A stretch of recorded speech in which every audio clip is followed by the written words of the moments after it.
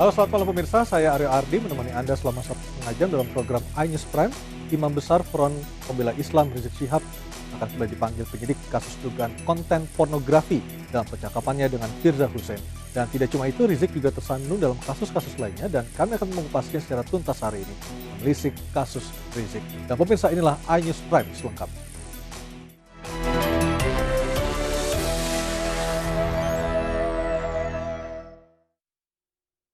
Pemirsa, Imam Besar Front Pembela Islam kembali mendapat panggilan dari Polda Metro Jaya terkait kasus konten pornografi yang diduga melibatkan dirinya dengan Firza Hussein.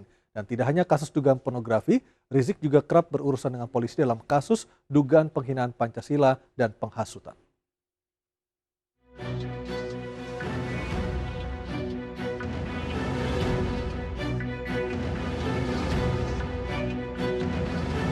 Imam Besar Front Pembela Islam Rizik Syihab kini kembali menjadi sorotan publik lantaran diduga terlibat atau setidaknya mengetahui sebuah kasus yang tengah diselidiki polisi. Di antaranya adalah kasus dugaan konten pornografi dalam chat aplikasi WhatsApp yang diduga dilakukan oleh Firza Hussein dengannya. Selasa lalu, Imam Besar Front Pembela Islam Rizik Syihab maupun istrinya batal memenuhi panggilan Polda Metro Jaya untuk pemeriksaan kasus dugaan pornografi. Kuasa hukum Rizik Syihab menyatakan kliennya tidak dapat memenuhi panggilan polisi karena ada agenda lain yang tidak bisa ditinggalkan. Selain memanggil Rizik, polisi juga memanggil Firza Hussein, namun Firza batal datang karena sakit. Saksi-saksi lain juga turut dipanggil polisi, yaitu istri Rizik Syihab, Syarifah Fadlun, Muhsin Alatas, dan istrinya Fatima. Tidak cuma tersandung kasus konten pornografi, Rizik juga kerap berurusan dengan polisi dalam kasus-kasus lain. Bahkan Rizik telah ditetapkan sebagai tersangka kasus dugaan penghinaan Pancasila setelah ceramahnya di Bandung, Jawa Barat 2 tahun lalu. Rizik dilaporkan Sukmawati Soekarno Putri yang tersinggung dengan ceramah Rizik Syihab soal Pancasila dan ayahnya Soekarno. Namun Rizik membantah telah menghina Pancasila dan Presiden Soekarno. Rizik menyatakan ceramahnya 2 tahun lalu adalah pemaparan dari tesisnya tentang Pancasila saat menempuh pendidikan S2 di Malaysia. Rizik tidak hanya tersangkut masalah hukum di Jawa Barat. Di Jakarta, Rizik juga tersangkut masalah hukum terkait kasus logo Bank Indonesia dalam uang kertas rupiah yang ditudingnya mirip lambang PKI. Rizik Syihab adalah salah satu orang yang mempermasalahkan logo Bank Indonesia yang diduga mirip lambang PKI itu. Protes Rizik soal logo Bank Indonesia yang diduga mirip lambang PKI ini diunggah di media sosial YouTube. Ceramah Rizik ini pun dilontarkan 3 LSM. Salah satunya adalah Jaringan Intelektual Muda Anti Fitnah atau JIMAF ke Polda Metro Jaya beberapa waktu lalu. Menurut JIMAF, ucapan Rizik di muka umum itu dinilai dapat memecah belah persatuan dan kesatuan NKRI. JIMAF menyatakan soal mata uang telah diatur dalam Undang-Undang Nomor 7 Tahun 2011 sebagai salah satu simbol kedaulatan negara yang harus dihormati dan dibanggakan oleh seluruh warga negara Indonesia. Rizik Syihab pun telah diperiksa penyidik di Mapolda Metro Jaya dalam kasus ini.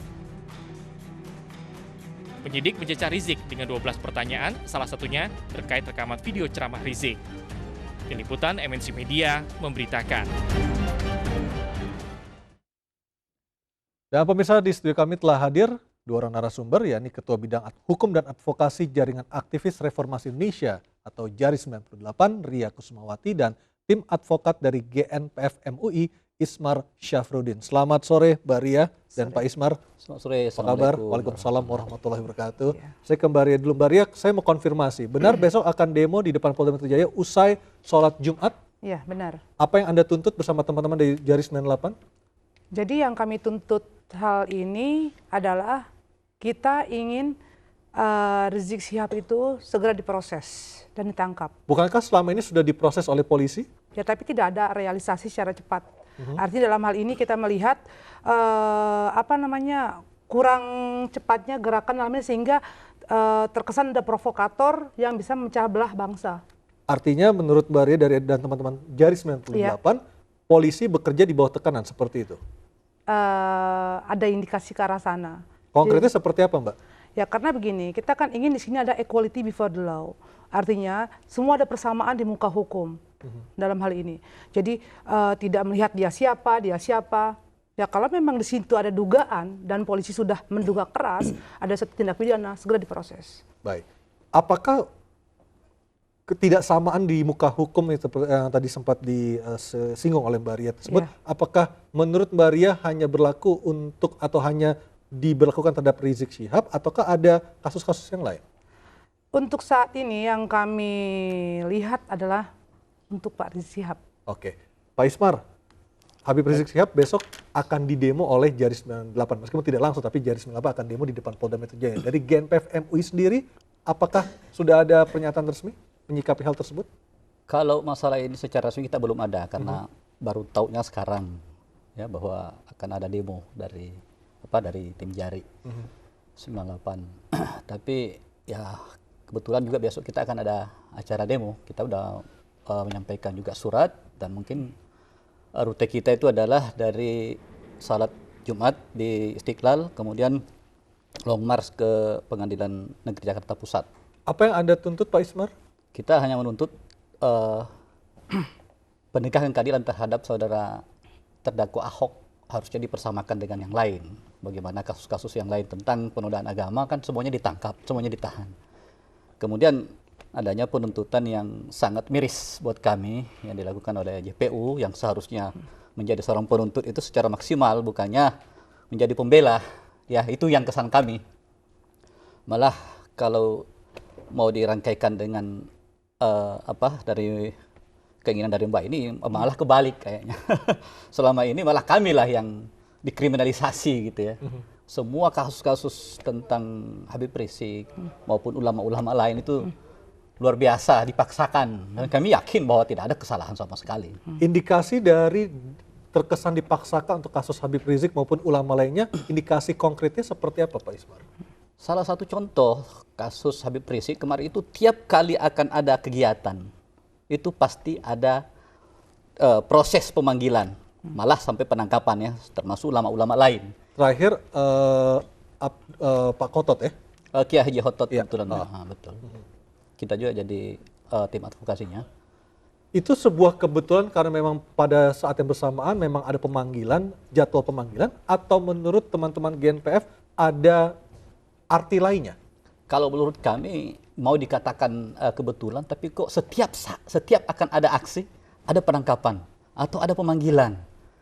Ya, ini yang sungguh sangat miris buat kami bahwa hal-hal seperti ini kok masih zaman-zaman sekarang kok masih ada seperti ini gitu loh.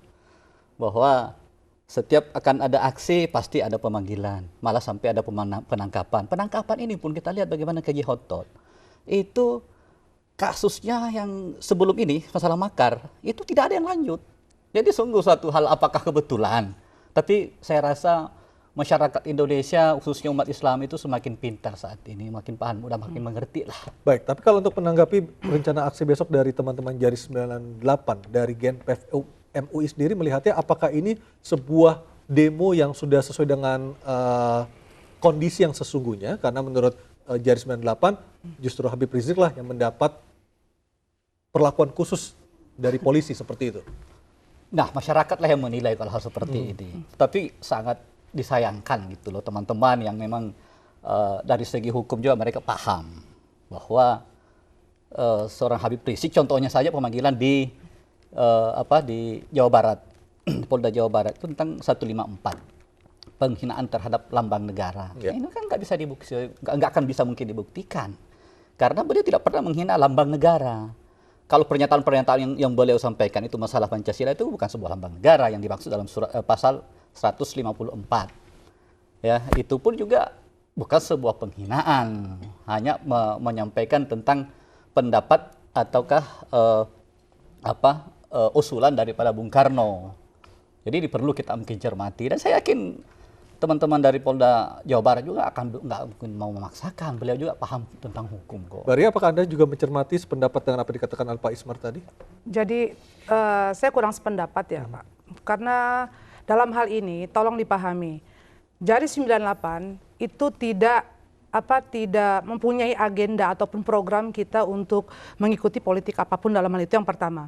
Terus yang kedua, kita itu ingin kami jadi 98 ini ingin fokus kepada NKRI, Kesatuan Negara Republik Indonesia, dan Pancasila. Mengapa yang dituju adalah Habib Rizik dari Jari 98? Karena dalam hal ini beberapa waktu terakhir ini kita melihat bahwa ya Habib Rizik ini bisa dikatakan diduga itu sudah banyak melakukan upaya-upaya maupun bisa dikatakan adalah provokasi yang membuat gaduh negara ini. Misalnya? Nah, misalnya seperti kemarin kita lihat ceramah-ceramah beliau yang ada itu begitu menodai bangsa ini, ya berupa di situ penghinaan terhadap Pancasila, ideologi negara kita kan. Kata menodai kadang bersifat subjektif.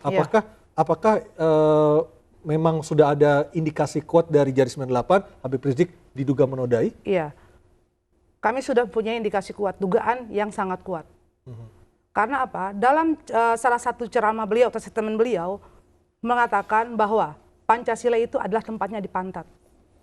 Itu salah satu statement beliau. Baik, Pak Ispar, silakan Pak Ispar ditanggapi. Ya, baik, itu mungkin suatu kekeliruan mungkin, tapi boleh-boleh saja berpendapat. Tetapi kita kan berbicara tentang fakta hukum. Kita ini adalah seorang aktivis hukum, harusnya kan tidak perlu dengan duga-dugaan. Tapi kita berbicara tentang fakta hukum. Dalam hal ini kan sangat jelas bagaimana beliau itu adalah, kalau mau berbicara tentang NKRI, siapa yang lebih hebat dari NKRI ini daripada para ulama kita? Indonesia bisa merdeka dari ulama. Beliau ini adalah salah satu ulama, salah satu warasatul anbiya yang betul-betul mau menegakkan keadilan dan hukum di Indonesia. Terus beliau betul-betul bagaimana mau menjaga NKRI. Apa sih salahnya beliau sebenarnya?